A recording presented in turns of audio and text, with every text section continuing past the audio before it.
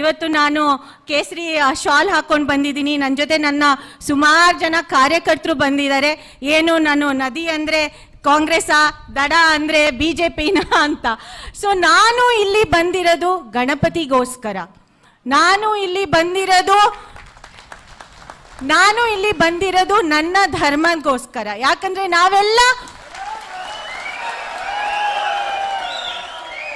ನಾವು ಹುಟ್ಟಿದಾಗ ನಮಗೆ ಯಾರಿಗೂ ಗೊತ್ತಿರೋದಿಲ್ಲ ನಾವು ಈ ಒಂದು ಜಾತಿಯಲ್ಲಿ ಹುಡ್ತೀವಿ, ಈ ಒಂದು ಧರ್ಮದಲ್ಲಿ ಹುಡ್ತೀವಿ, ಅಥವಾ ಹೆಣ್ಣಾಗಿ ಹುಡ್ತೀವಿ, ಗಂಡಾಗಿ ಹುಡ್ತೀವಿ ಅಂತ ನಮಗೆ ಗೊತ್ತಿಲ್ಲ.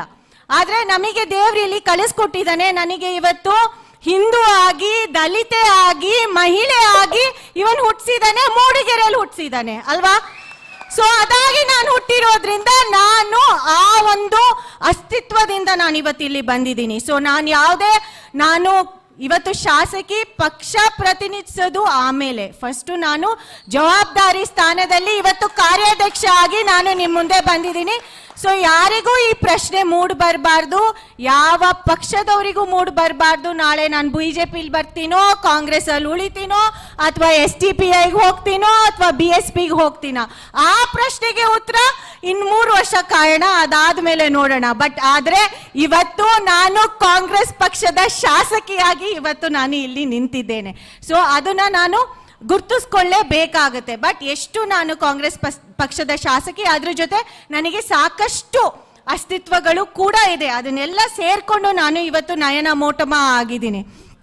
ನಾನು ಒಂದು ವಿಚಾರ ಪ್ರಸ್ತಾಪ ಮಾಡಲಿಕ್ಕೆ ಇಷ್ಟಪಡ್ತೀನಿ. ಯಾಕಂದ್ರೆ ಇಲ್ಲಿ ಸಾಕಷ್ಟು ವಿಚಾರಗಳು ಮಾತಾಡ್ತಾ ಇದ್ದಾರೆ.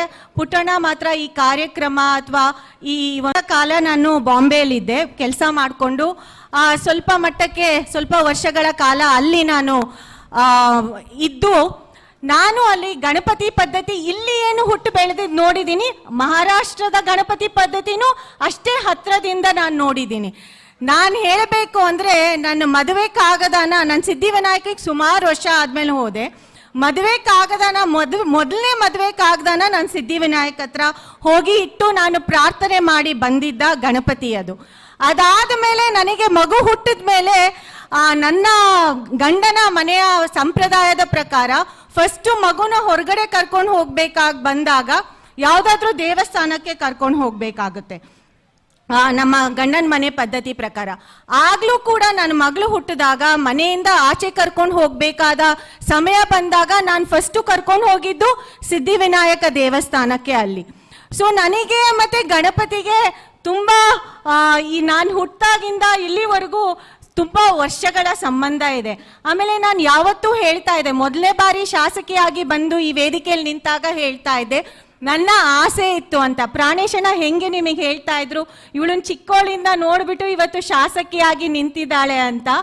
ನಾನು ಅದೇ ರೀತಿ ಚಿಕ್ಕವಳಿಂದ ನಾನೇನು ಯೋಚನೆ ಮಾಡಿದ್ದೆ ಅಂದ್ರೆ, ಯಾವತ್ತು ಈ ಗಣಪತಿಯ ಕಾರ್ಯಕ್ರಮದಲ್ಲಿ ನಾನು ಮುಖ್ಯ ಅತಿಥಿಯಾಗಿ ಬರ್ತೀನಿ ಅಂತ. ನಾನು ಇದನ್ನ ಮೊದಲೇ ಬಾರಿ ಶಾಸಕಿ ಆದಾಗ ಅಂದ್ರೆ ಮೊದಲೇ ವರ್ಷದಲ್ಲಿ ಈ ಮಾತು ಹೇಳಿದ್ದೆ. ಸೊ ಅಷ್ಟು ನನಗೆ ಈ ಒಂದು ಸಂಬಂಧ ಗಣಪತಿ ಜೊತೆ. ಆದ್ರೆ ಇವತ್ತು ನನಗೊತ್ತು ಸಾಕಷ್ಟು ಪ್ರಶ್ನೆಗಳಿದೆ, ಅದು ನನ್ನ ವಿಚಾರದಲ್ಲಿ ಕುತೂಹಲಗಳು ಇದೆ.